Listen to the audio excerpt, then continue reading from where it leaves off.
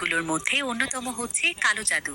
এই কালো জাদুর ভয়াবহতা এতটাই বেশি যে মানুষ মারা যাওয়ার পরেও এটার হাত থেকে রেহাই পায় না। এমনই এক ভয়ানক কালো জাদু আয়ত্তে এনেছিল ফাদলান নামক একজন ব্যক্তি, যেটার পরিণতি তাকে একদম পৌঁছে দেয় মৃত্যু পর্যন্ত। তবে মৃত্যুর পরেও এই কালো জাদু তার পিছু ছাড়েনি। ফলে তার মৃত লাশটি পরিণত হয়ে যায় ভয়ানক এক শয়তানি। এরপর এই লাশটিকে দাফন করার জন্য তার মেয়ে তার লাশটি সহ দুজন মানুষকে নিয়ে রওনা হয় কবরস্থানের উদ্দেশ্যে। আর যাত্রাপথে তাদের সঙ্গে যা কিছু ঘটেছিল সেটা দেখলে ভয়ে আপনাদের আত্মা কেঁপে উঠবে।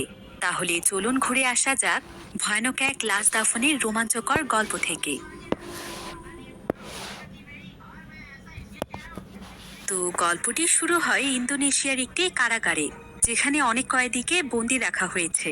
আর এই কারাগারের মধ্যে আমরা ফাদলান নামক একজন কয়েদিকে দেখতে পাই। ফাদলান এখানে দাঁড়িয়ে অদ্ভুতভাবে একটি গান গাইছিল। কিন্তু ঠিক তখনই সেখানে কারাগারের চিফ চলে আসে। আর তার সঙ্গে তার দুজন সঙ্গীও ছিল। আসলে কিছুদিন আগেই ফাদলানকে মৃত্যুদণ্ড দেয়া হয়েছে, কারণ সে নাকি কালো জাদু করে অনেক মানুষকে মেরে ফেলেছে। আর আজকেই তার এই শাস্তি কার্যকর করা হবে। তাই তারা এখানে ফাদলানকে তাদের সঙ্গে নিয়ে যেতে এসেছে। এরপর তারা ফাদলানকে বিশেষ একটি জায়গাতে নিয়ে যায়। আর সেখানে তাকে কালো একটি মুখোশ পরিয়ে সামনে থাকা একটি মঞ্চে দাঁড় করানো হয়। এরপর সেখানে কয়েকজন পুলিশ মিলে তাকে শুট করে। কিন্তু তাকে এতগুলো শুট করার পরেও সে সেখানে মারা যায় না, যেটা দেখে সেখানকার সবাই অনেক ভয় পেয়ে যায়।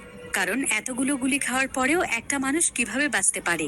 এরপর একজন পুলিশ যখন ফাদলানের কাছে যায়, তখন ফাদলান এখানে গুমড়িয়ে গুমড়িয়ে বলছিল, আমাকে একমাত্র আমার পরিবার ছাড়া কেউ মারতে পারবে না।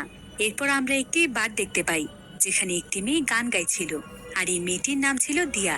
এদিকে সেই বারের মধ্যে থাকা আরেকজন ব্যক্তি নিউজ পেপার পড়ে জানতে পারে যে কাল রাতে নাকি অমাবস্যা হবে, চাঁদ হয়ে যাবে গাঢ় লাল। আর এরকম রাতে নাকি চারিদিকে অলৌকিক ঘটনা ঘটে। যাই হোক, তো এই বারটির মধ্যে দিয়া নামক যে মেয়েটি গান গাইছিল, এই মেয়েটি ছিল ফাদলানের মেয়ে। তবে সে আজকে গান গাইলেও তার মনে আজকে অনেক দুঃখ ছিল। কারণ সে জানে যে তার বাবা অনেক মানুষকে কালো জাদু করে মেরে ফেলেছে। তাই তার বাবাকে মৃত্যুদণ্ড দেয়া হয়েছে।